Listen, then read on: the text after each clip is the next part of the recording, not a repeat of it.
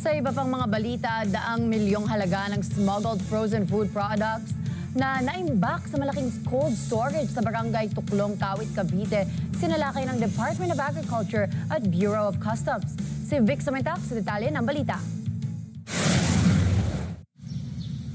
Sinalakay ng magkasanib na puwersa ng Department of Agriculture o DA at Bureau of Customs o BOC ang isang malaking cold storage warehouse sa barangay Tuklong, Kawit, Cavite na pag-aari ng isang Filipino-Chinese. Natagpuan sa loob ng cold storage ang sari-saring frozen food products na kinabibilangan ng karne ng baboy, baka, malalaking isda at mga sangkap sa shabu-shabu.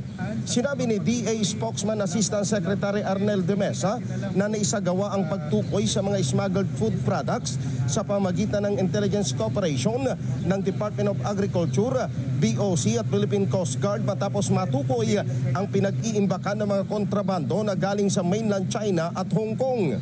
Hanggang ngayon, wala tayong nakikitang sanitary and phytosanitary import clearances.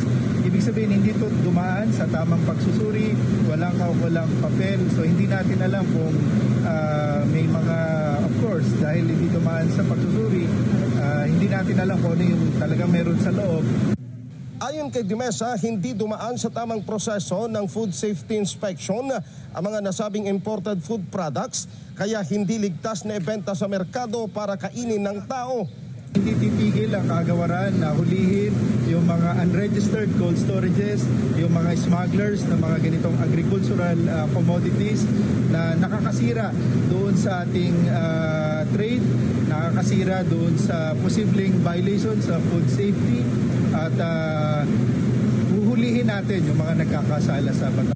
Naglabas ng babala ang Department of Agriculture sa mga illegal importers ng mga food products na maharap sa kasong kriminal. Vic Samantak para sa Mata ng Agila, matatag, matapang, matapat.